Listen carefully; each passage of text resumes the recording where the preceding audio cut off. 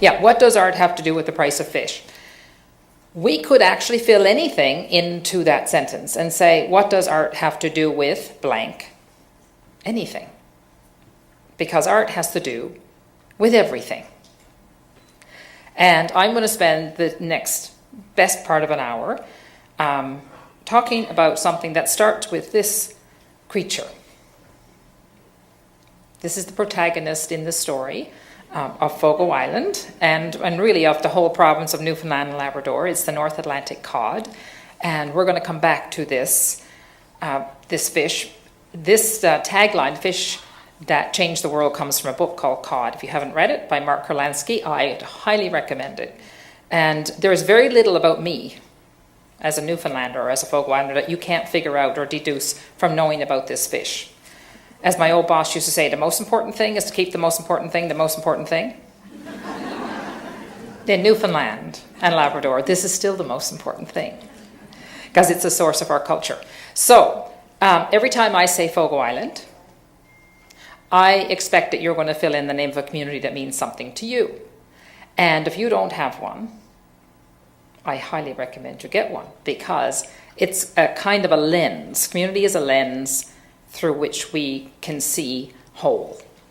And I think for people and for communities everywhere, we are living through a time that it is very difficult for communities, especially small ones, but not only small ones, to belong to the world. In fact, we're living through a time that it's difficult for individuals to belong to the world. Every day, somebody falls out of their own story. We have an opioid crisis, certainly on this continent, and I think further, that is absolutely not understood. And every day, communities disintegrate, companies disintegrate. So basically, we've created this great big slippery ball. And we are struggling with all of the social differences, whether they're related to race or ethnicity or gender or age and on and on and on. And of course, we still have our old friends and enemies called time and space that we're trying to navigate. With something that's so complex, we can't tackle it one issue, single issue at a time. We have to tackle it as it is, which is to say we have to tackle it as a set of interdependent and interrelated issues.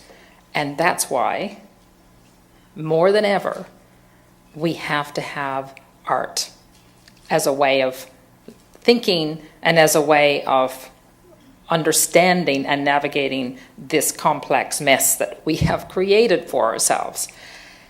And so I'm going to talk about all of this from the perspective of one place called Fogo Island that Lillian has talked a little about.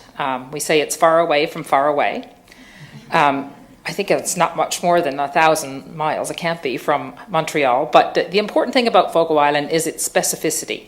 And what makes it specific is that it's in the Labrador Current. It's one of the few places in the world that people live in moving ice, because half of Greenland breaks off once a year and comes down on top of us with the Labrador Current. And we'll come back to that. So back to this mess. Before anybody starts feeling smug, and I'm sure nobody in this audience feels smug about this, we're all implicated in this big slippery mess that we have created, and I think nobody says it better than Stanislav Lech. I think a small island, even a small island that has almost exclusively white people of English and Irish descent, I think a small island is a pretty good proxy for a small planet. Because even on our small island, and I will talk about this, it's amazing how many reasons people can find to hate each other when they feel like it. But island thinking is sort of by definition relationship thinking. And we come at life on the island thinking about how do we belong? And what is our relationship to the mainland? Where do things come from? We think about the constraints that come with a small island. Now, it's a small island, but I need to tell you, it's 3 times the size of Manhattan, so it's not that small. We have 2,500 people and they have 8 million. But I remember, as a kid, people when the Catholic graveyard in Joe Bat's Arm, I grew up Catholic, was getting full. And there was a big debate about where are we going to put another graveyard. And then that led to another debate about, well, we can't take that land because we need that for the gardens. And so when you are physically constrained by geography, you don't assume that everything can just grow and grow and grow, or that there's anything else beyond. And so I think at the heart of art, at least my understanding of art, and as Lillian said, my career was in business, but at the heart of art thinking and art work is communications. And if life is made of a series of relationships, then what could be more essential to life than communication? What could be more essential than art? And I will tell a little story about what happened on Fogo Island, where we feel that we were saved by art. And that happened when I was 10 years old, but you have to hang on for that story. Okay, and as Lillian talks about this quote I use all the time, which comes from a fellow named E.F. Schumacher, who wrote a book which came out in the 70s when I was in university, called Small is Beautiful. When I read it, I thought it's the most important book I've ever read. I still think it's the most important book I've ever read. And I think the world now needs to come back to Schumacher, because the world is made of locals, a whole bunch of locals. And what we are struggling with is, how do we network and how do we hang all these locals together? So Schumacher, nature and culture are the two great garments of human life, and business and technology are the two great tools that can and should serve them. And I think in the last 10 years, we, from the business world, are starting this shift to getting business as a servant. And I think that business can learn from art. I think business is learning from art, learning how to see, how to work in a way that understands resources, that understands the whole, that understands value in different ways. Because I think really one of the things we're struggling with in this crisis of belonging, which is really a crisis of meaning, or causing a crisis of meaning, is there's a crisis of value. And what I mean by that is trying to understand what is the relationship between the financial value of something and its inherent value. And I think art is always looking at kind of value systems and poking at systems, including ones that have money and some that don't have money. I think this is the most important question that every person can ask, and maybe should ask, is what are we optimizing for?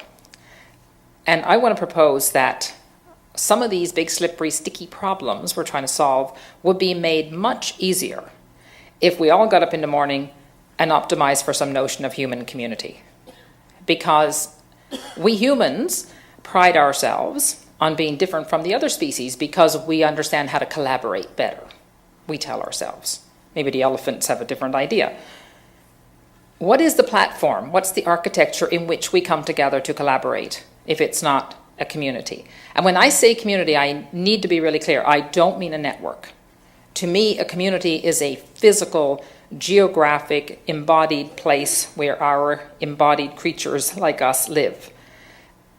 Communities need to be, and the strongest ones are, networked with all the wonderful forms of human media to other communities in the world. But a community is a place where people understand that they have a shared fate, F-A-T-E, and they act like they do. And so I often think we all need to grow a third eye. You know, the first eye we have is to take care of ourselves. It's my job to take care of me, and if I need help, I'm sure you would help me if you knew. My second eye is to take care of the people that I already know and I already love.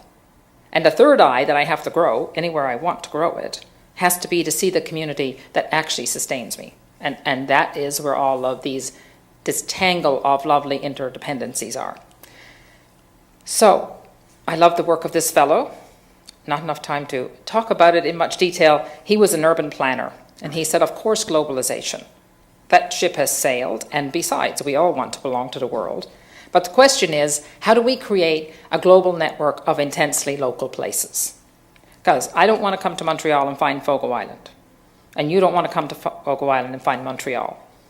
I was going to ask for a show of hands of who's been to Fogo Island, but I can't see anybody. So anyway, I know that I recognize some people that are here. So I know if you've been to Fogo Island, you may not know this image is from Little Fogo Island. Oh, look, I can see people. Oh, better. Oh, hands. Yes, lots of people. Okay, here's how many people went to Little Fogo Island? Oh, fewer hands, yeah. So Little Fogo Island is an archipelago of some 80 islands that are off the coast of Fogo Island. So if Fogo Island is far away from far away, Little Fogo Island is far away from far away from far away. Anyway, that church you see there was consecrated in 1867 and was built about 100 years before that. So my career was in business. I grew up on Fogo Island. I'm an 8th generation Fogo Islander. And I studied business at Carleton.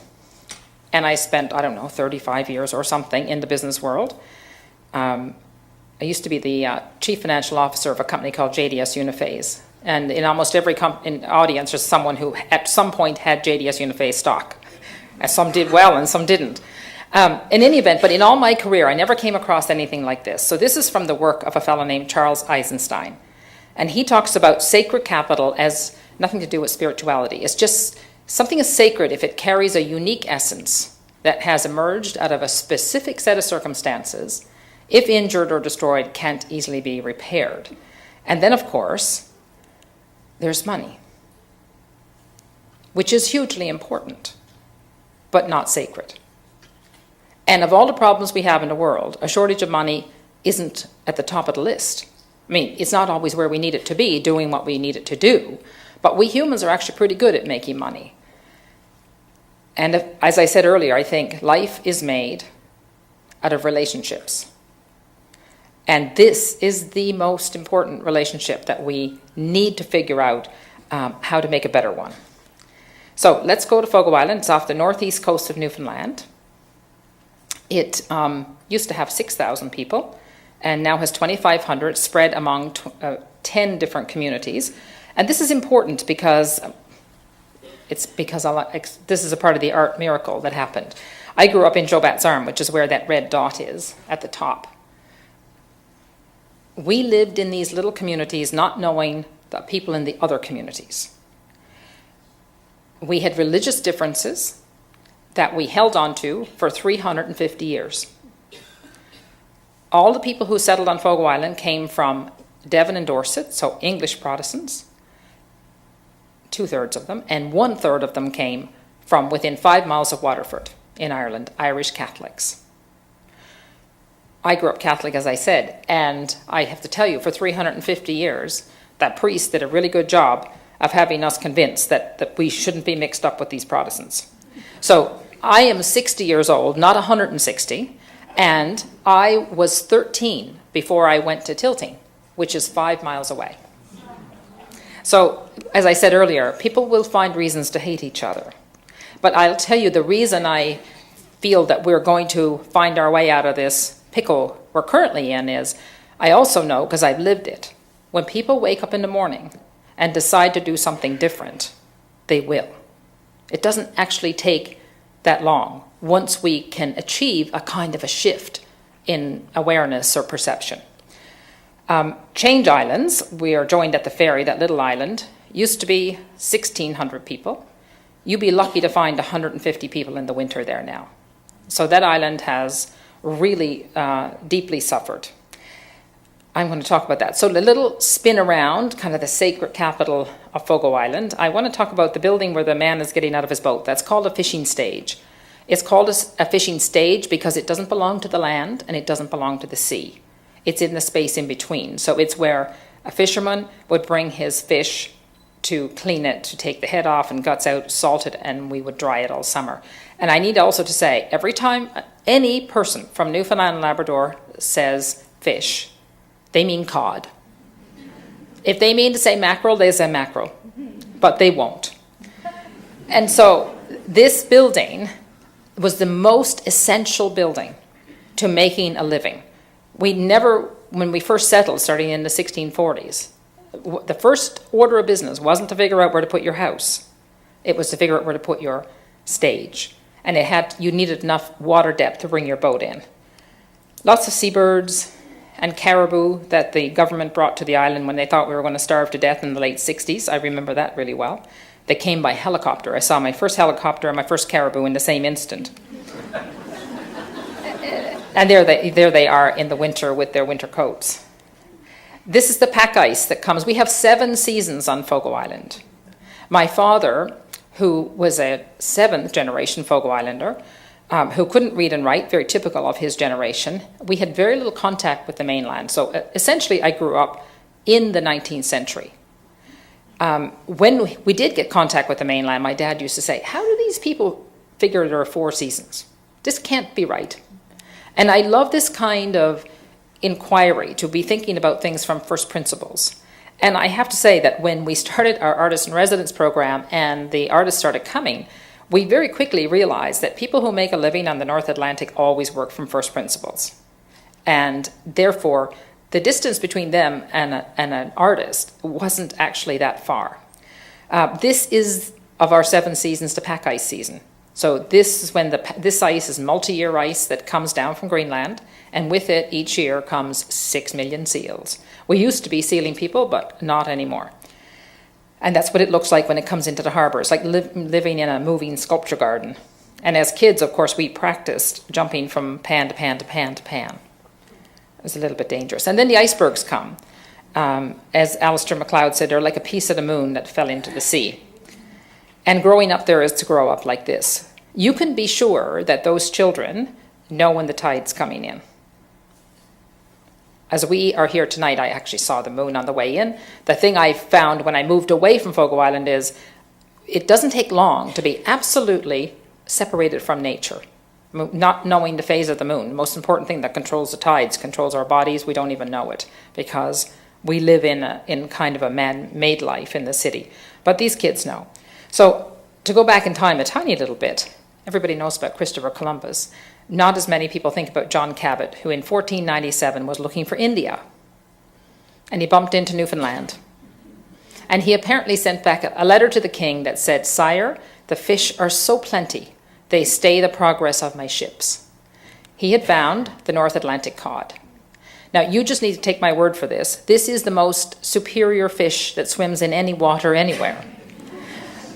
For many reasons, not the least of which is it has more protein than any other fish, which is why it lent itself to salting and drying. You know, bacalao. Many cultures of the North Atlantic basin are very tangled up with bacalao or bacalhau.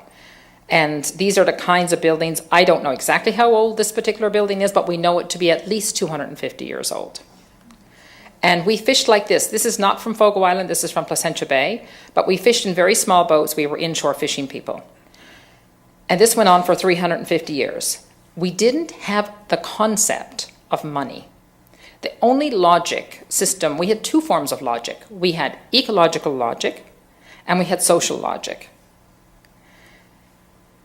In the fall, I would hear my parents, and I'm sure all parents, would have the conversation that would go like this. My mother would say, "Do you think we have enough fish for the winter?" When she thought the kids weren't listening. And my dad would reflect on it, and he would say, "Well, you know, it depends on how early spring comes." But this idea of enough is something that we humans are very aware of and very comfortable with when we don't live in a system with money. And I'm not standing here like advocating a system without money, but I am advocating that we should try and think as if there isn't money, not in a survivalist kind of way, but just in a way of understanding value and intrinsic value. Anyway, after 350 years of this happened. This was the arrival of the 20th century on Fogo Island, and it arrived in a very harsh and unforgiving way. It took no time at all to take just about every fish out of the water. And so the inshore fishery that we were a part of collapsed almost overnight. And you look at the numbers. We've got to have a chart here. Look, in the late 60s, the biggest amount of catch, which means the fishing companies had their best years. But it took until 1992 to get a moratorium on the fishing for cod. But at this moment, in 1968, when the inshore fishery collapsed, everything that my father and all of the people of his generation, everything they knew, which had been handed down through the generations, and they have a very deep, deep knowledge of nature, which is original knowledge. My dad used to say, nature knows everything. We humans just don't pay enough attention to learn from it. But overnight, everything that all those people knew was rendered absolutely useless. And so the province of Newfoundland at the time, not knowing what to do, it was a big problem. And we had no education and no running water and no electricity and on and on and on, yet we had everything in a strange way, decided everybody has to move. And so most of Newfoundland's coastal communities were resettled. Certainly all the islands were resettled. But this played out very differently on Fogo Island. The people who were making these decisions in the government about, there's nothing there, were suffering from this. They were unable to see the essential that was right in front of us. And so they looked at the place and, well, what can we do? There is nothing to be done. We were saved really by art and by a sort of artful inquiry, because arrived on Fogo Island in this time, Memorial University and the National Film Board of Canada. With this man, Colin Lowe, leading the filmmaking program. He was in Montreal. He lived in Montreal most of his life. He only passed away the year before last.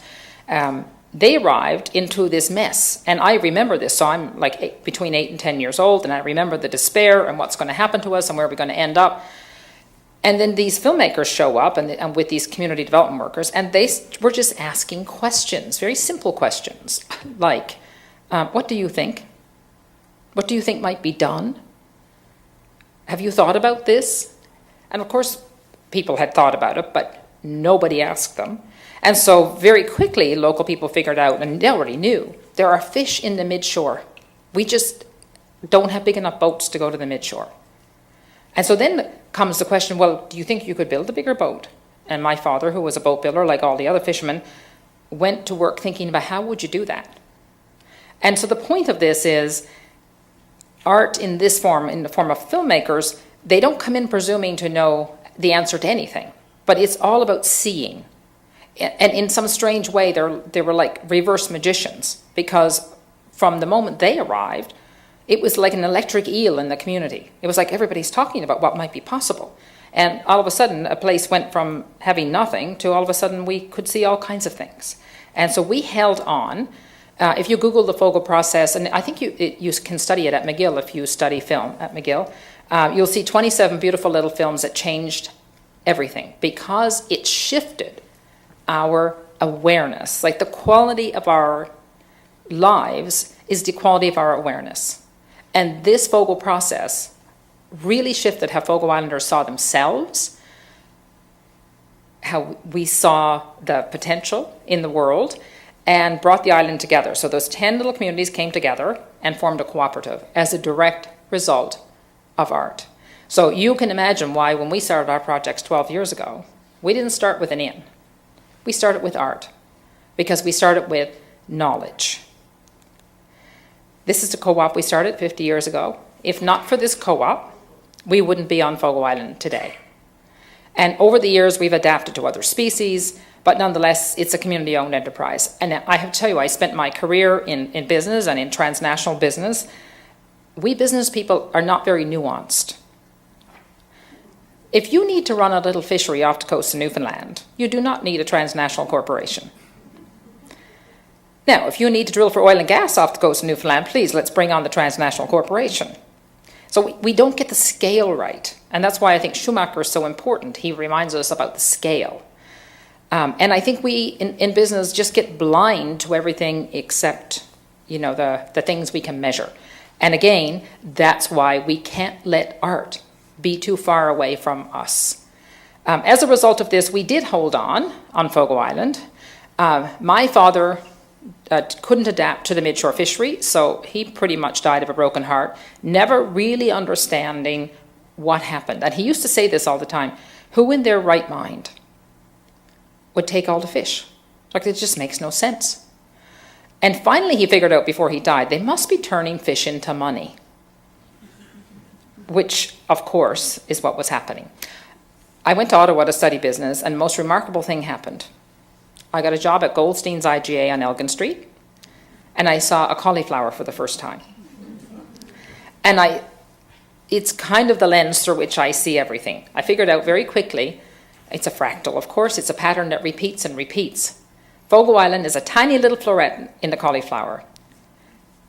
We live in the florets, of course, and Montreal is a bigger floret. We're all held together by the stem, which has two jobs to do: hold us together and bring nutrition to the florets. And clearly in 1968, the fishing companies either didn't know they had a responsibility to the florets or didn't care. Either way, the problem was the florets were deprived of what they needed. So I think about this cauliflower thinking is it's just a way of, it's a lens through which to see the world, because it looks at the whole and thinks about the flows and the interdependencies among and between them.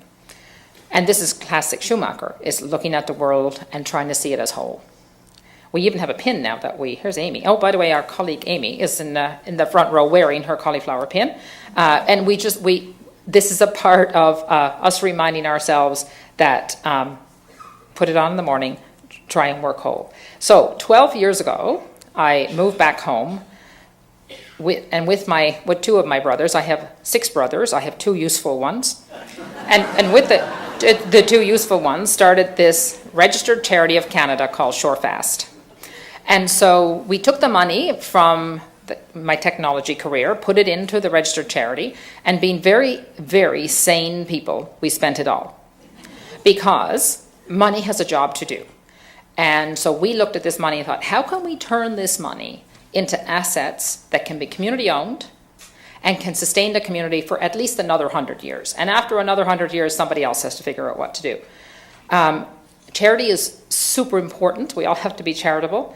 It's ultimately not sustainable. I'm very interested in business. I think it's a really remarkable tool to get things done.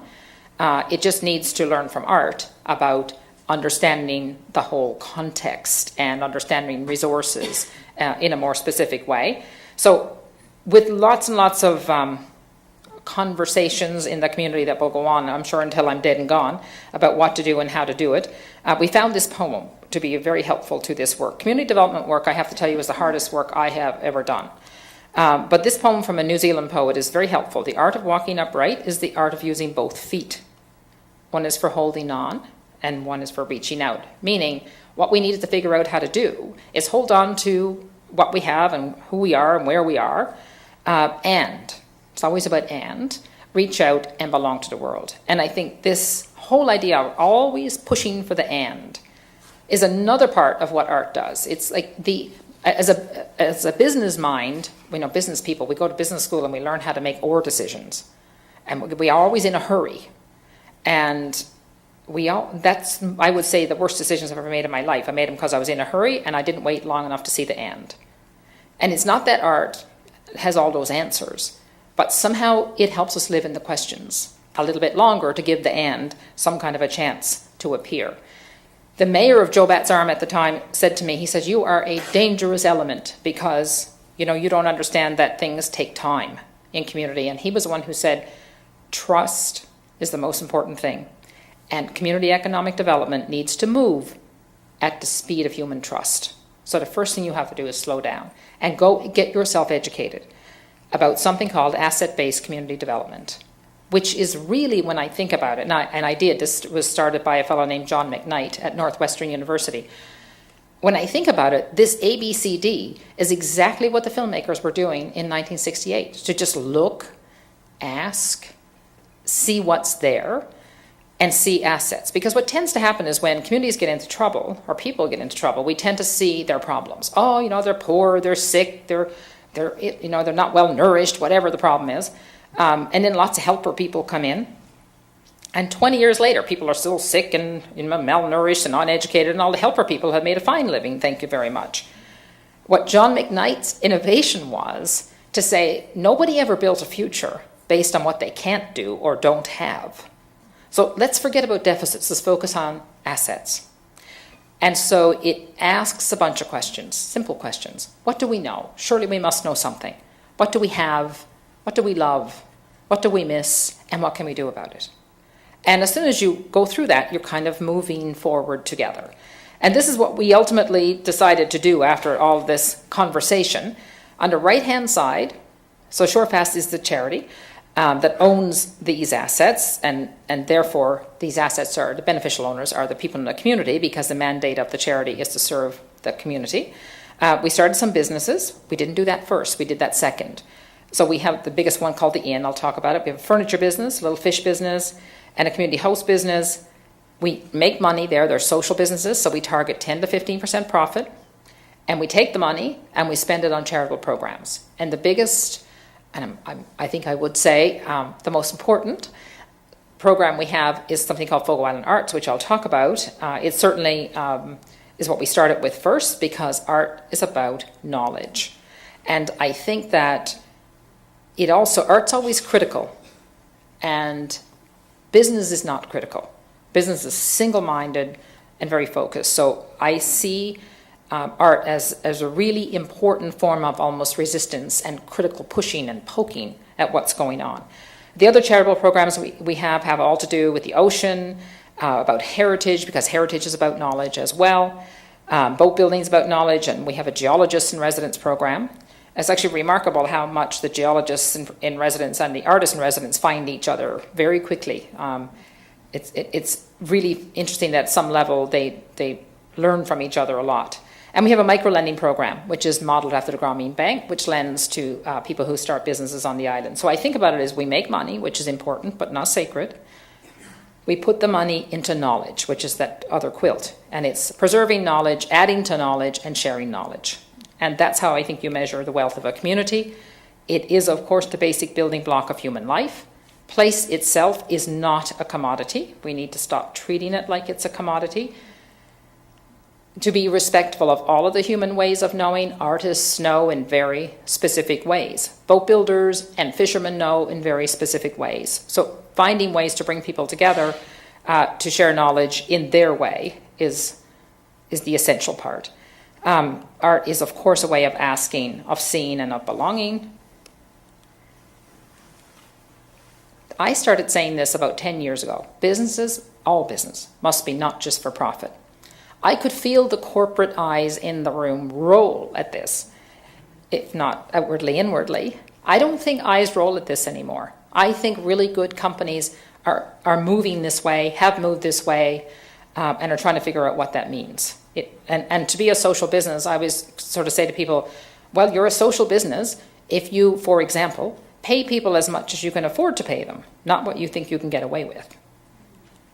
And it's all about this. It's a rhythm of opposites. Things that seem like contradictions are actually paradoxes. And again, having art there, present in the way you function and act and see, makes this a lot easier. So I think these two circles are moving together. I think we will get to a world, maybe not in my lifetime, maybe yes, where all businesses are social business.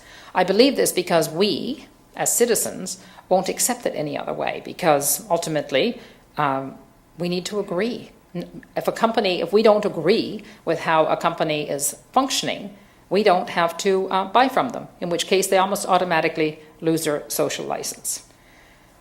We wanted to bring the power of architecture and design to Fogo Island because small communities don't generally have access to professional design. And when design emerged as a profession, traditional craftspeople got left behind. And it is very difficult to participate in a globalized economy if you don't have access to good design. The question is, how can design be a good and faithful servant of a place and of a culture? And actually, we have found that design is very happy to be a servant. Now I'm going to talk about Fogo Island Arts because it's what we started with and we think it's the most important thing. These are the programs. I'll just run through these really quickly. So we actually have 4 studios built, 6 designed, and you'll just get to see them all. Long Studio, which was the first one we built. These studios are all off the grid. Composting toilets. We have solar panels. We collect rainwater, and we heat them with wood-burning stoves. This one was actually designed as a kind of a group workspace. Squish Studio near Tilting, that Irish Catholic community. We had quite a long discussion about why isn't it green, and we compromised on a green step. Actually, this is the image that Apple used when they launched their iPhone 5. We found out when our websites all crashed. So there you go, the power of design. Anyway, this is it. These are tiny little punctuation marks on the landscape. And the remarkable thing about this is, for Fogo Islanders, seeing these little things emerge was kind of exciting and shocking and all at the same time. And people I've so often hear people say, oh, I never realized how beautiful it is out in that place. This is just beyond tilting. But they really do function as punctuation marks. This is the only one that has any height, and that was a tricky one to build. You can see that that's a tricky one to build. And most of our builders, all these buildings were built by local people, designed by Todd Saunders. Their building skills with wood comes from building boats. And the way you build a boat is you make a model and you scale it up. And so when Todd sent the drawings for this, the builders kind of went, what? And then Arthur built a model of it. And they scaled up from the model. It's exactly how they built it, and they solved all the problems at this scale. This was, because it's one of the few tall buildings on the island, the Kerbel weren't sure what to think of it. It took a while before they started to go back to that place. And yeah, it's definitely a building you can't miss, and it's tethered to the road by this long pathway. And a bridge which was really designed as a kind of a writer's studio. And it just sits on a little pond. It's the only one that's not on the ocean. And you get a sense. And this one's actually one of our studios. It's a little red shed that's not that far from Alexandra's house. That's been pressed into service. We have an art gallery, which is in the inn. And just run through some of the shows. For each show that we do, we make a publication. This was Kate's show, the first one. Zin Taylor, a great Canadian artist. I think Jen lives in Paris now. Zin's show, Slukala Knapp, and the publication for hers. And you get the sense. Hannah Rickers, that was a very complicated show. Actually, this show directly about many of the artists, because art's always in a conversation with the past. That's one of those relationships we're trying to figure out is, what is our job in the present? And what are we supposed to do with the past? I think art is always referencing what's come before. Actually, I think our job in the present is to mediate the relationship between the past and the future. And I think art does that too. So Hannah Rickard's work really directly referenced the Fogo process films.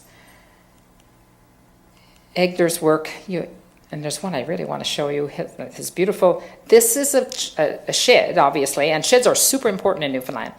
That was on the property that Todd Saunders owned. And the artist, Augustus Serapinas, wanted a shed for his project. So he asked Todd if he could have the shed. And Todd said, I don't really care about the shed. I'm going to build something new anyway, but make sure you clean up after yourself.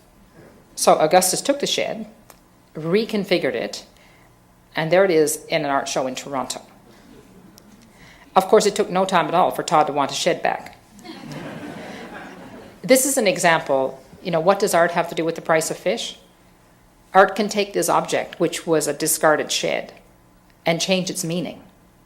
Art can do that. And in changing its meaning, it can change its value. And there you go. The publications are all in we work with Sternberg Press, and they're all in kind of a family, let's say. We have a whole group of design initiatives. This is Mark Klintberg's work. The starting point, I guess, was Joyce Whelan's work with the quilts that she made, which I think are at the National Gallery, from the Passion Over Reason, Reason Over Passion. And there's Mark, and there's a French and English version of that quilt. And one of the rooms at the inn actually has this quilt in it, and he made it in a collaboration with the local quilters. And then the residency program, you get a sense of working spaces and people. And I'm going to go try a bit faster. It's like a very fast movie I'm giving you here. That's Mark at work. I think is Mark from Alberta or Montreal? Janice Kerbel. Every once in a while, the artists want to do something on the outside of the studios, which is always like, oh, is that all right? And we go, okay, it's just a building, that's fine.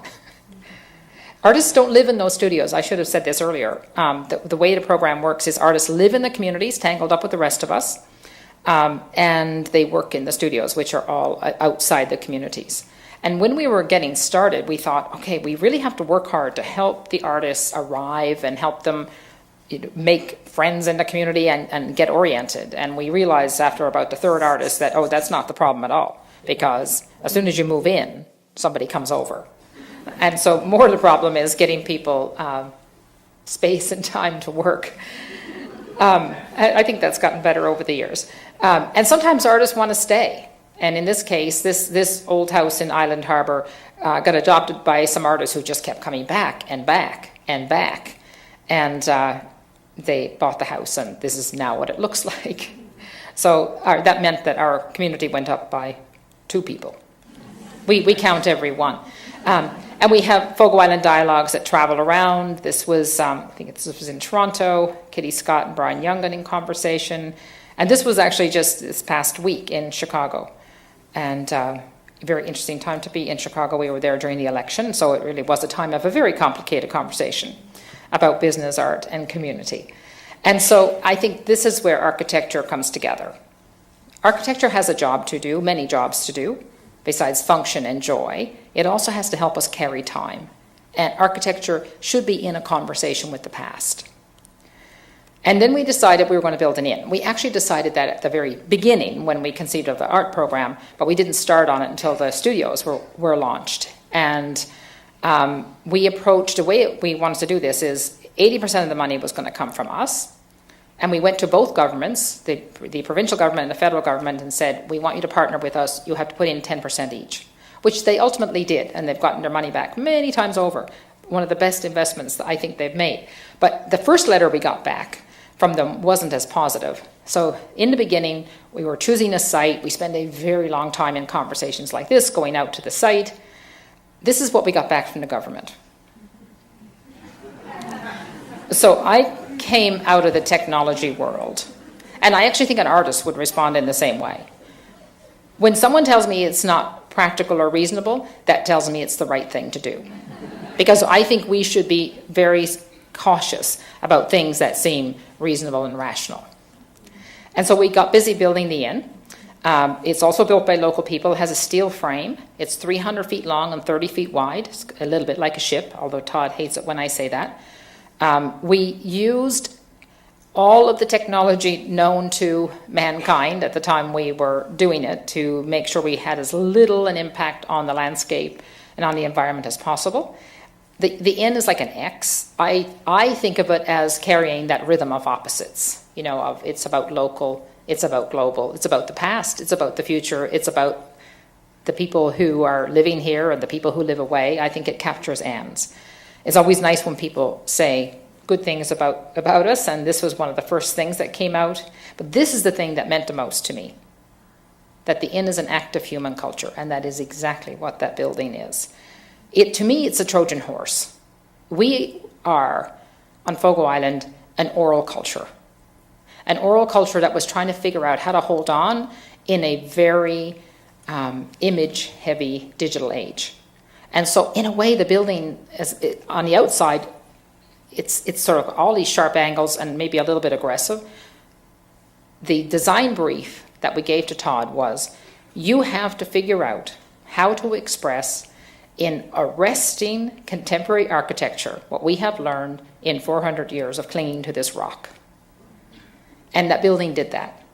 And then we had the vessel into which we could put what we know. Coming back to, I think I said this earlier, but it's worth repeating, that the quality of the results produced by any system has all to do with the quality of awareness from which we operate. Art, and accounting. In my lifetime, this has started. Labeling on food. We wouldn't think to eat something that didn't have a label that tells us what's in it. Why would we think to buy something that we don't know where the money goes? So what we do is we borrow from this to make this. Everything we sell, we put a label, which we call an economic nutrition label, that simply tells you where the money goes. It's a kind of radical transparency. Now, when the food labeling came, of course, all the industrial food companies said, oh, this can't be done, it's too complicated, the price of cornflakes is going to be $100. And anyway, it got done. And this needs to get done too. And so in this case, I don't have my glasses on, but I can remember this. This is the economic nutrition label for the inn. And the first line tells you, for what you spend to stay at the inn, how much goes to labor? It's 49%. Typically in the hotel world, that's 30%. We are proud of the 49%, not embarrassed by it. And we target the 10 to 15% profit that goes back up. And we also tell you geographically where the money goes. If you're a little island off the northeast coast of Newfoundland and you get $1, you need to hang on to that dollar and make it move around in your economy. And so we just track all this and we report it at the point of sale. So the next time you go to buy something in any store, anywhere, you should ask the vendor, do you have the economic nutrition label for this? And in no time at all, we'll have economic nutrition labels everywhere. That's one of those more powerful seasons. When we had the inn figured out as a building, then the hardest work began, actually, which was what is going to be on the inside. And we realized we had to make all these objects ourselves because the point of our whole project was to take our knowledge and find new ways with old things and to create economy on the island. So we invited about 20 different designers to come and do residencies with us, and each were paired up with local artisans, and out of that came all of the objects that are in the inn. Walter Peddle is an expert in the traditional furniture of Newfoundland, so he helped keep us honest to the history. My great fear in all of this was we're not going to find a contemporary representation of our past. We're going to cause a distortion of our past. And so trying to be faithful to the past was an important part of it. Boat builders can absolutely make anything out of wood. And boat builders on Fogo Island don't use any steaming, so you know how complicated that is. They have to find actually the wood that fits the kind of boat they want to make. This is actually from something by an artist named Pam Hall called Toward an Encyclopedia of Local Knowledge. And these little models, which are 1 inch to 1 foot scale, are like little computers that contain all the knowledge you need to make a boat. Jim Edwards on Change Islands, one of the best boat builders. This is a very typical meeting. And through all of this, poking about, we had a 3-week intensive session to sort of kick off the interiors project, the design project inside this church in February, which had no furnace at the time, so it was a very cold time. And through all of this, each object got imagined. We actually built rooms at the inn and laid everything out that would be in it. And I have to say, all of these designers, and Fogo Island Arts was very involved in this design process. It was like opening our eyes to see things that we just overlooked. And I think we are prone to blindness, we humans. And again, art helps us not go blind. We did spend 3 weeks arguing about what is Fogo Island pink. This woman here is Elaine Fortin. She's actually based in Quebec, maybe Montreal even.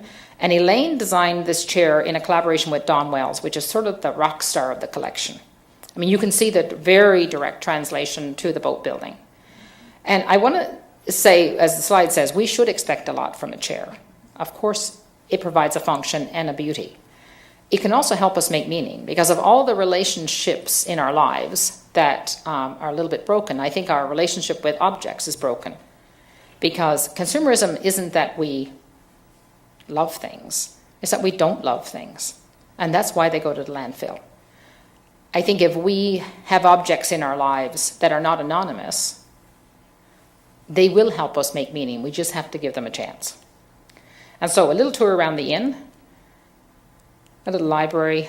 Of course, there is a cinema, which is a partnership with the National Film Board of Canada, building on that relationship. And we have an ongoing relationship with the National Film Board.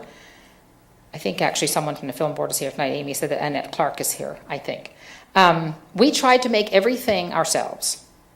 We thought we couldn't make a bathtub. Well, we probably could have if we made it out of wood. But instead we decided to buy it from Quebec. So we bought these from Montreal. So the things we couldn't make, we bought them from as close to home as we possibly could. And the dining room is like the prow of the ship. Newfoundland doesn't have a very long reputation for great cuisine, but things are changing.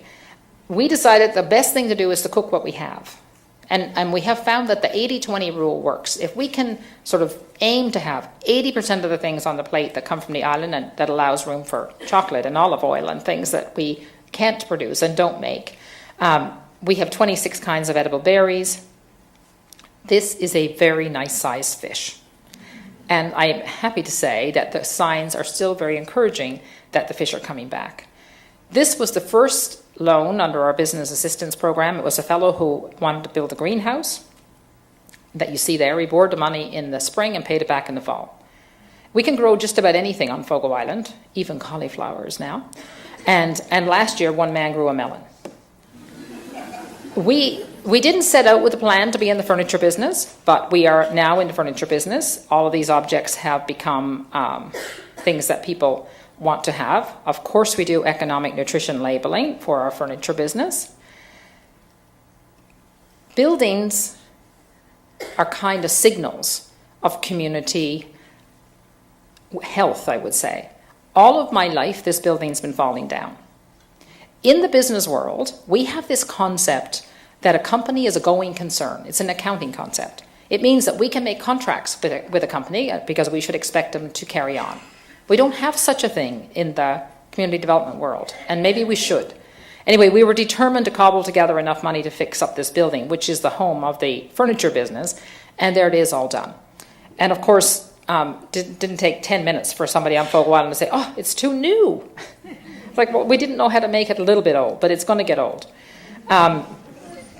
The fish business, that is a good-sized codfish. Austin Reed, he actually was born on St. John's, lives on Fogo Island. He has never taken a fish out of the ocean except one by one. He never uses a net. And so we bring this fish to mostly Toronto and to Ottawa, and we sell it to lovely restaurants. I can't see the number, but is it 69% of the money goes back to Fogo Island? Maybe I'll see it up here. 69%. I think my dad will be happy with that. And so this is an example of thinking about the whole system, of thinking about how community economics actually work. Because in the fish business, what too often happens is a fisherman takes a fish out of the ocean. Our fishermen used to get 49 cents a pound for cod. By the time it gets to Toronto, it's $15 a pound. And nobody knows what happened in between. There were just so many intermediaries. And so we have kind of just disintermediated by looking at the whole system. And so now the restaurateur has a chance of making a living, and the fisherman has a chance of making a living. And so it's trying to attach financial value to where real value is created. We have a whole set of programs that have to do with the ocean. And this is actually what we're trying to do. We're trying to turn money back into fish. And art has been very present behind the thinking of how to do this. This is one of the restoration projects. This is obviously a fishing stage and shed, a whole sort of fisherman's premises that we're trying to get finished up. We have a race with these little boats. We won't ever give up on these little boats. Not because we need them to go fishing anymore, but because they contain knowledge. And not only knowledge about boat building, but they actually contain some of our knowledge about nature. And so we will know who we are as long as we can continue adding to that knowledge and not lose that relationship with nature. Everybody knows that this is true. This next photograph is not from Fogo Island. I just put this up to say, why do we build this? Why do we allow this to be built? I think it's because our human brains tend to overfocus on things we can measure.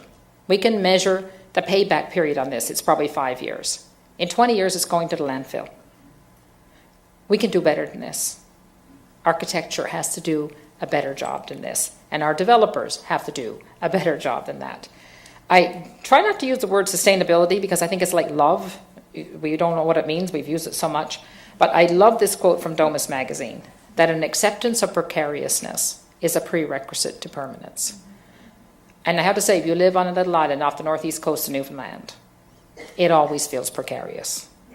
And that's not necessarily a bad thing. Here's an image that shows you kind of it all together. There's the inn off there on one side, and all of the icebergs, I have to say, they're coming fast and furious. Someone actually told us the other day that in 20 years, no more icebergs will come. I don't know if that's true, but it's frightening in any event. This picture always aggravates me, but I put it up because, it's like taking something that is very real, and it's become obviously the subject of the tourism campaign. What I love about the picture, though, and attention is not drawn to it, hang on, there's a little thing here that lurking over there is danger. That's the long studio. Somebody is over there thinking and resisting. Anyway, I'm surprised they haven't photoshopped it out. But in any event, we are thinking to start an institute of community economics so we can kind of create conversations and have a platform to talk about how do you actually build a community economy. Aubrey and his brother, who were founders, Aubrey in particular, of the co-op, would be a really good person for that board. One of the first projects I'd love to do is Redesign Monopoly. So you know Monopoly was invented by a woman who didn't believe in private ownership of land. And she invented this board game to show us how terrible life would be if there was private ownership of land. I don't agree with her on that. But in any event, of course, we took the game. Instead of learning the lesson she was trying to teach us, we now teach our children how to bankrupt each other on family holidays. And so make no wonder we grow up thinking that the world is a zero-sum game. Because everywhere we look and everything we hear tells us it's a zero-sum game. It's not a zero-sum game. And so we want to redesign it. We were actually telling this to Lisa Phillips, the woman who runs the new museum, and Lisa said, oh, you could call it no-mopoly. So I want to give her credit for that, just moving around a few words. Anyway, we have some 8-year-olds working on it, so we should be having this soon. And we're fully expecting a lawsuit. And that will be fine too. But anyway, I think if we all got up in the morning and saw the world as a positive-sum game, it would be. This is, she won the Nobel Prize in the 30s, Jane Addams. I know you can all read. It's about investing in our common lives, which to me means investing in communities. At the heart of a community is its economy. And at the heart of whether it's going to succeed is how it belongs to the bigger system.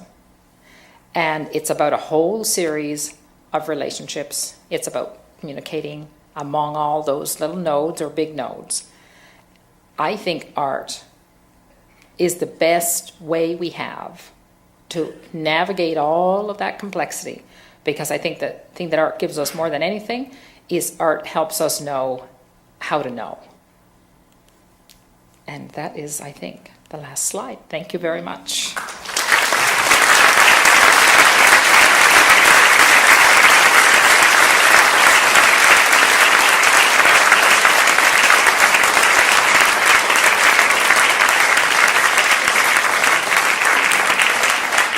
Oh, now I can see everybody. So, Alexandra, you want to come up and let's see if people have questions, contradictions, different points of view, any of the above.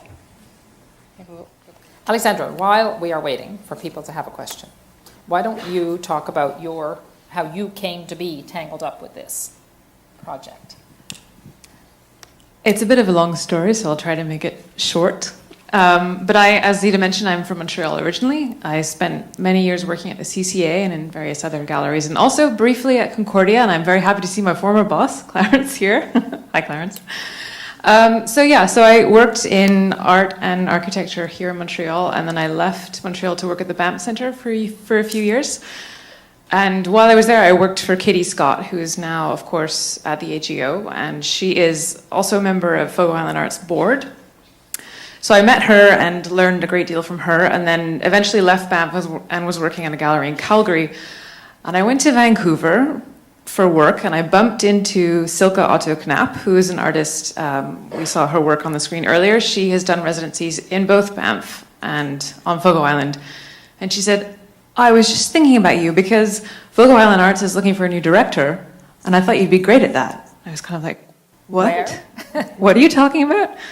So anyway, quite a few months later, I had the privilege of meeting Zita, as well as Nikolaus Schaffhausen, who is Fogo Island Arts strategic director, and would normally be here tonight, but had too much homework to do.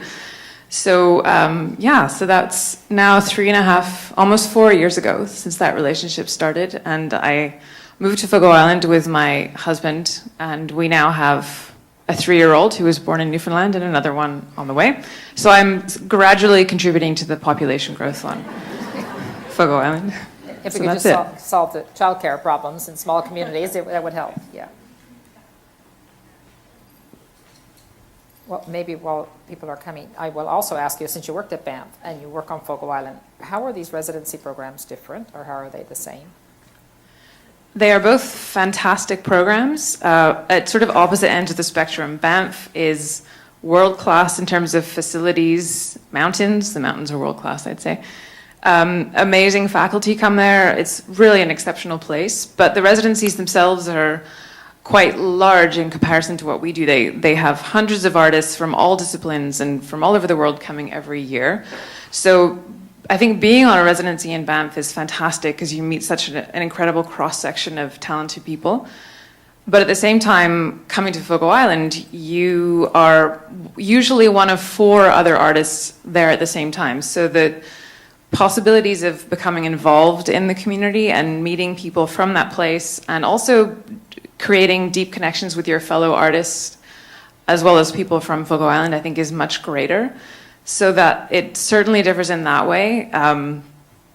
I've heard Banff Centre referred to the Cadillac of residencies. And I'm not sure which car Fogo Island is, but it's certainly a special one as well. It's an electric one.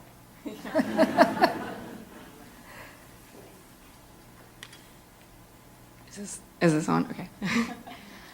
This question is more for Zita, but I'm wondering what drew you to cause like a contemporary visual arts residency as opposed to like theater, dance, other forms of art. Actually, the residency program isn't really just about visual art. It seems so because maybe we've had certainly more visual artists come. Anything that was going to involve too much production needs, we didn't feel it was something that we could support well. But then we started to realize, actually, it isn't a production residency. I mean, many of the artists that are coming are in a period of research in their work. And we don't have any kind of requirement that you have to make something or make a show or leave something behind. So that actually, which we've learned as we go along, how artists work. At least I didn't understand that before. So it's not, technically it's for all kinds of artists and thinkers. It's just been a little bit dominated by the visual artists. Maybe it's because of the directors and strategic directors that we've had. Alexandra, would you say? Yeah, I think there's definitely a bit of a bias towards visual arts. At the same time, we're very interested in artists who work across all forms of media, because art, of course, as we know these days, isn't confined to a particular form of media or material. And we're really interested, I think, in ideas above all. And as you stated, Zita, it's very much a place that's conducive to reflection and to thinking and to learning, I think, because it is, for many artists, a foreign environment compared with where they've come from. So I don't think we didn't set out, it wasn't a visual artist residency. We were very deliberate about the strong visuals of the buildings, though, because that we thought would help in this digital age, which it has. I mean, it didn't take Apple a nanosecond to realize that, hey, that's a good image, we're going to use it. I should also say we also have Fabrizio Galanti here as well. Fabrizio's on our advisory board as well for Fogo Island Arts. I have 2 questions that are a little bit all over the place. They're a bit diverse, I guess. What does the community gain from the artists coming in, or how do they, or is that part of the goal that the community would get something from the artists, or to pick up, I don't know, knowledge or whatever, or a way of creating something? Is it just too, I don't know, is there that kind of interaction with the artists that are coming in and the people, or is there any interest in the community and what the artists are doing? I'm going to let Alexandra answer the specifics of it, but I will say this: when we first were starting and in these conversations, a local fisherman said, he says, "I'm sure you didn't come home to make things worse than they are. However, I don't understand what contemporary art has to do with anything." And he was the one who said, "What's it got to do with the price of fish?" And the year before last, he sent me a Christmas card that said, "I now understand what art has to do with the price of fish." And what he meant by that it was about sort of belonging to the world in a different way, different kind of awareness, that you know about the world. I mean, artists are like people they've come from another local, and now they live next door to you. And so and as I said earlier, the artists do end up in relationships and very discursive kinds of relationships with local people. So I think there is this kind of shifting that happens both inside the artist's head, because most of them are confronted with, a nature that they never imagined was possible. It could eat you alive, and confronted with people who make a living from the North Atlantic and just have a very different way of knowing. But that also applies to, I remember one of the local fishermen also saying about an artist, he said, God, he's just like a fisherman. I mean, I don't know how these people make a living. Which is... They have that in common, I guess. Yeah. But in terms of the specifics of how the program works, maybe you can describe they don't have to leave something behind, but they do need to do some things. Well, I would even say before that, when we think about benefits, I think we think of it as a reciprocal exchange. So the artists are gaining by coming to the island and getting to know the place and know the people. And we hope too that the community members benefit by that sharing of perspective and perhaps another way of thinking about things that could concern them as well. So, but yeah, we absolutely don't specify that artists need to produce anything particular by the end of the time. We really try to place emphasis on that time as their time to create and to think, or to take a break from thinking. Really, it's very open in that sense. So we really just kind of try to encourage exchange. But is there any presentation, or is there any interaction where people come up to the studios, or that they want to know what they're doing? Is there any, or do the artists just come in and do something and they come and go and people don't even know what they did? Well, I mean, that can happen for sure, but we absolutely do try to encourage exchange, and each artist, one obligation that they do have is to deliver an artist talk or some other form of public engagement during their residency. Some will open their studios during the course of the time that they have to people passing by, or they'll actually sort of present some sort of informal exhibition in their studio. That's happened as well. So we also have a program of a community orientation where we'll pair an artist with someone local, so they have an opportunity to either learn about something specific, such as hand lining cod or quilting, or doing something that's very specific to that island, and also offers them a form of engagement with someone from the place. That's good. And my other was just, I guess, just more practical kind of question. Because the artists come in and they're like, some of the projects look pretty big that they're doing. How are they getting materials for that? Because I can't imagine they can source a lot of this stuff, or the tools. With some forethought, ideally. Yeah. Do they have to pack in? Do people pack in a lot of stuff to come in? Yes, people will sometimes order things online and have it sent, or they'll mail things in advance. But often artists will end up using a lot of materials that they find on the island. Yeah, okay. We did have the example of Silk Auto Knapp, who made these enormous paintings in the tiniest studio that were going to Los Angeles for a show. I remember Cyril, the technician, went, I have no idea how we're going to get them out the door, let alone to Los Angeles. Anyway, they figured out how to do it. We also shipped a 2-ton shed from Fogo Island to Toronto in a 15-foot crate. So that was one of the more challenging things we've shipped off the island. But it isn't a production residency. Okay, thanks. I just realized that you're Greg, right? Yeah. Yes. Hey, Greg. Thank you, Zita, for a really powerful and impacting talk. I'm originally from Prince Edward Island, and I have a somewhat related question to, I guess, Greg's first one. I know that Atlantic Canadians, and particularly Islanders, are adverse to change. How did you overcome that barrier initially? How did you get people on board? Can you speak a little bit more on that process? I think when people talk about it, holding on to the local, and there is a tendency to think that that's parochial. I don't see it as parochial. I think that holding on to the local and holding on to some sense of who you are is actually a part of how you navigate the world from a point of view.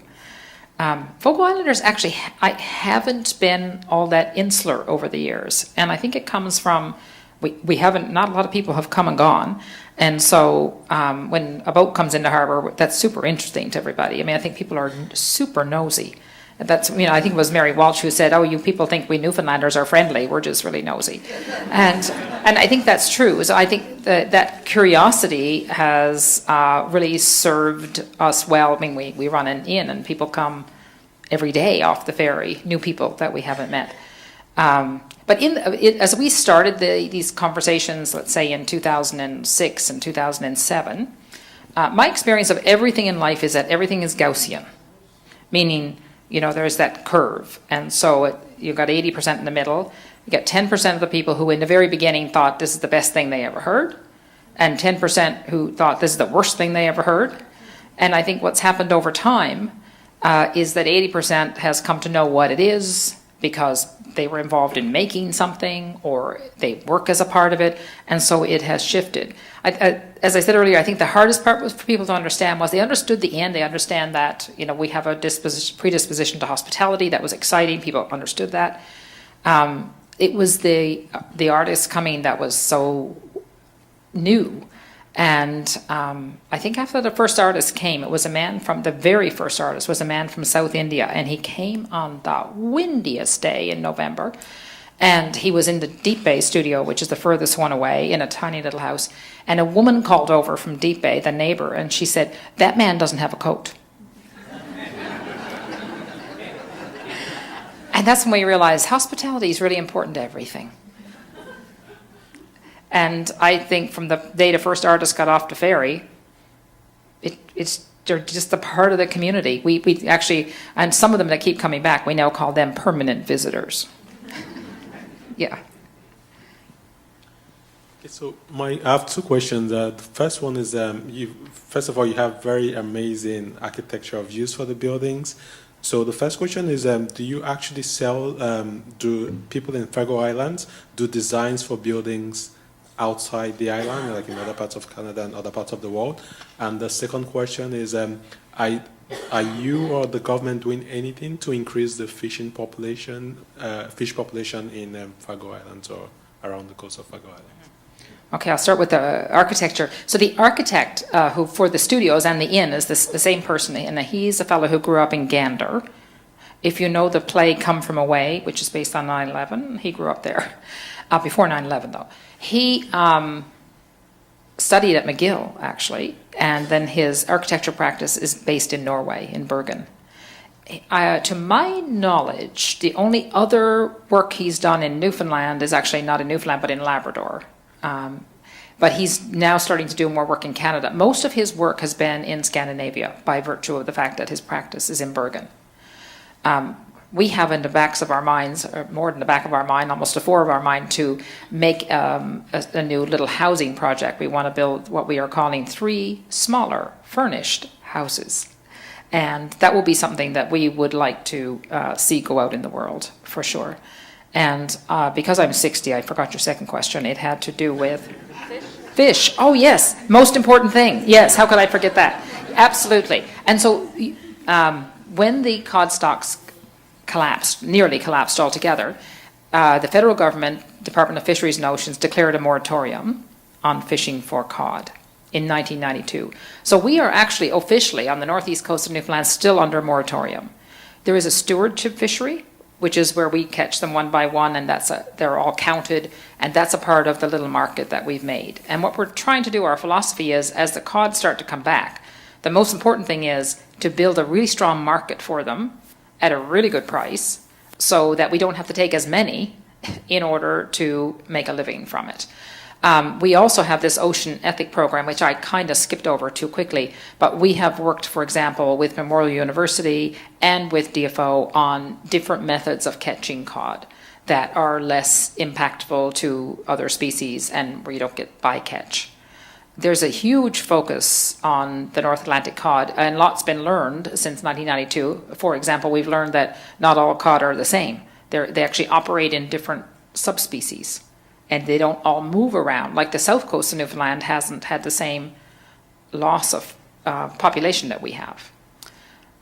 It's a complicated tangle. I mean, one of the big problems with fish returning now is water temperatures are rising, and that's not good for the North Atlantic cod. The seal fishery that we used to be a part of, that market collapsed, mostly because of the European ban on trade in seal. And so now we have 6 million seals that all eat cod, so that doesn't help. So it's a complicated, very complicated situation, but I think a lot has been done. No doubt more could be done. But the signs are still positive that it's a fragile comeback.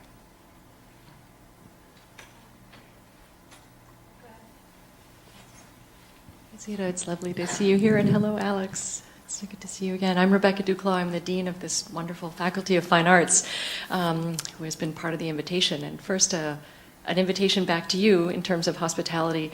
You mentioned that the population of Fogo is 2,500. The population of Fine Arts is 4,000. So Can we have some of yours? I was just going to say, you can have some of ours. And in the summer, when we clear out, all of Fogo can come and stay in our studios. And we'd love to host you here. But I actually do have an observation and then a question.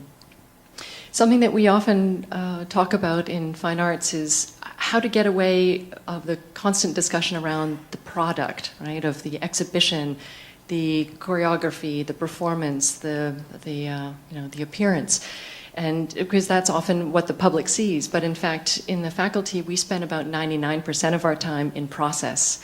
And that's something that's much more difficult to show, to share. So something that I'm interested in asking you about is when we think about the process of creating works, whether they're in the performing arts or the visual arts or cinema or dance and music, we think about a few things. One is tacit knowledge. So yes, we teach and we train in the arts, but so much of what is learned or is assumed is through a kind of understated knowledge, right? It's the tacit understanding.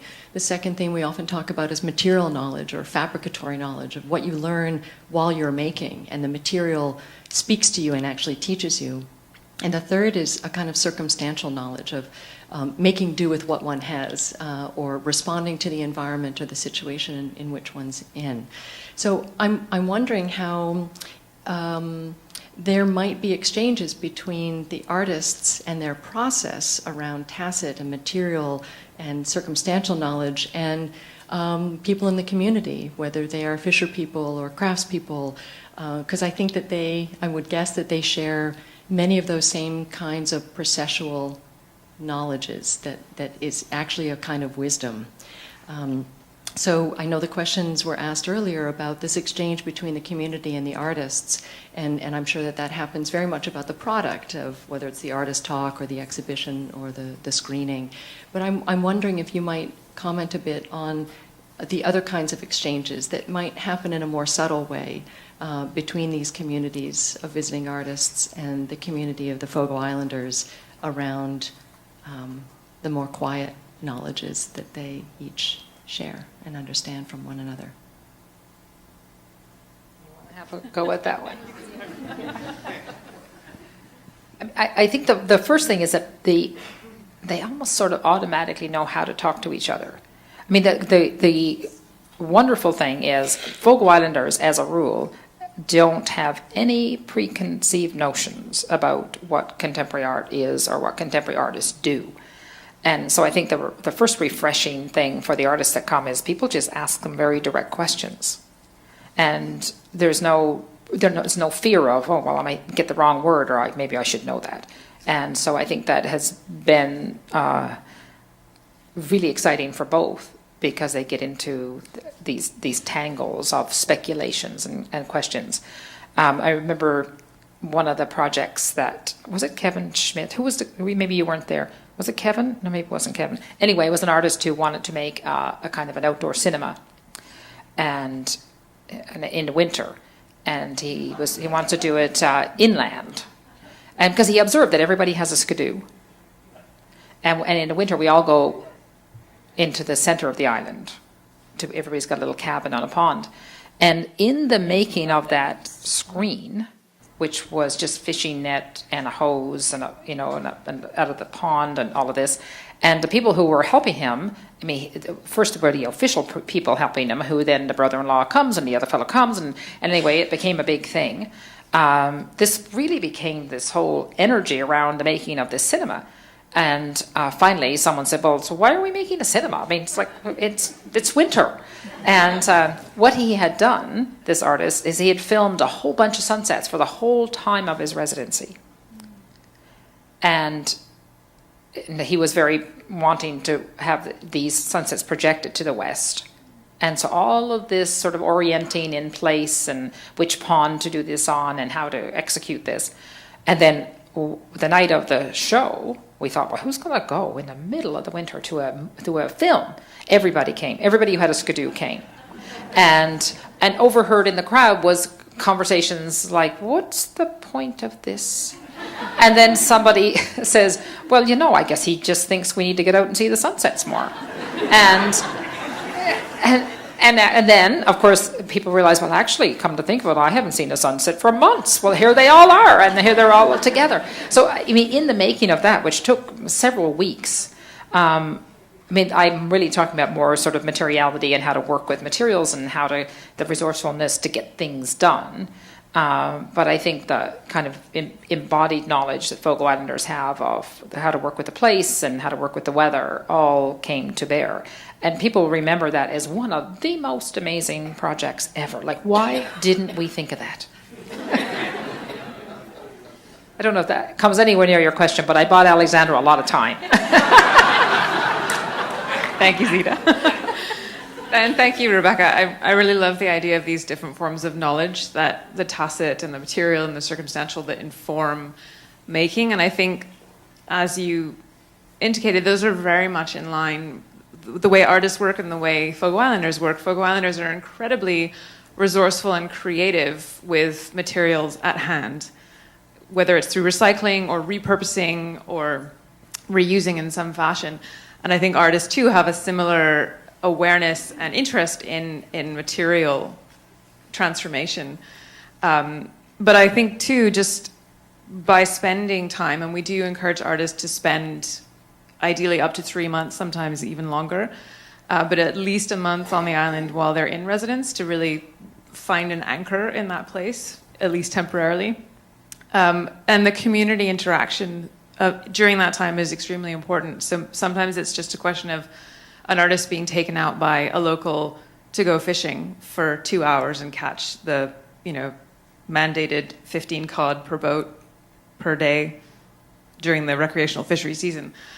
But that it's a simple thing. It's just going out fishing. But I think so much more happens during that moment and during that form of exchange and understanding how Fogo Islanders have fished this way over hundreds of years.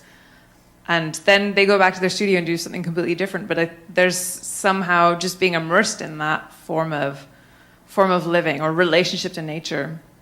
But the other thing I wanted to bring up is actually our current exhibition is work by a Latvian artist called Ieva Epner.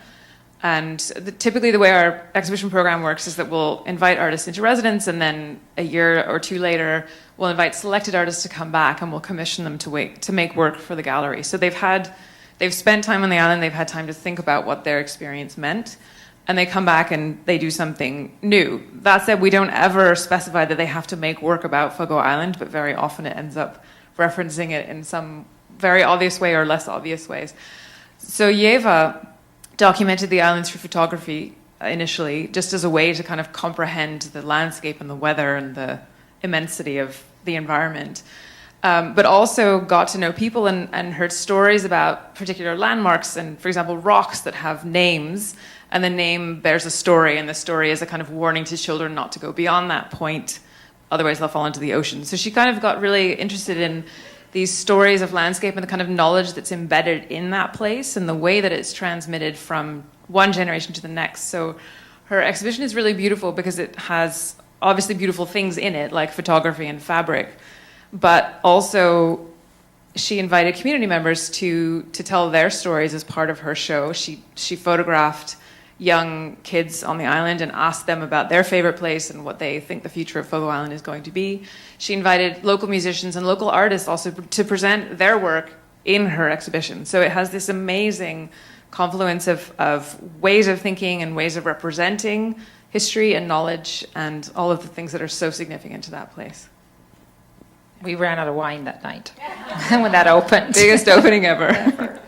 But to follow up on what you just said, Alexandra, there's no theme to this residency, and we certainly do not ask artists to respond to place. But it has been amazing that probably 90% of them somehow And these are not artists that are normally place sensitive, place based at all. But I think it's a question of being there long enough. They're not just passing through. That it comes out. I mean, how can place not come out in us if we give it a chance? I wanted to come back to Greg's question, also another thing, because you said it, but one of the other impacts of the Artist in Residence program or Fogo Island Arts is that the people who have been artists on the island that maybe never worked as an artist before, more are doing so. And so we have a number of people who are pretty much making their living. I mean, they grew up on Fogo Island, and one guy is a teacher, actually, and I think he's doing better from his art than he's doing from teaching. Anyway, we know this very directly because when you go into the post office, the postmaster says, "Oh, this is getting to be more than a full-time job. I can't keep up with this." So I was thinking about the postal strike. This must be a bit of a problem for getting art sent out. And so, yeah, I think it does open up these possibilities for people to think about their work. Often it's people who visited the island and decided to buy then or to follow up with them later. I think that will be mostly the case, would you say? But maybe not only. Do they have websites? Yeah, Adam Young has a very active social media presence. Uh-huh. So. Okay, there you go. Yeah. Anyway, I remember someone bought in the very early days, someone in Munich bought a rocking chair. And that was a big problem for the postmaster. He said, "I don't know about getting that to Munich." He said, "But I can tell you this. It's not going to leave this island in the Canada Post car." He said, "You see that car? That's the Canada Post truck. It's not going to fit." So these are problems of little places that, you don't actually belong to the world because you can't get something from here to there. Yeah. Okay. I was just wondering about your thoughts on rural economic development for places that might not have the natural coastal beauty that Fogo does, for sort of the center of the country. What's your philosophy or approach to something like that? I think the only place that can't be saved is the place that nobody loves.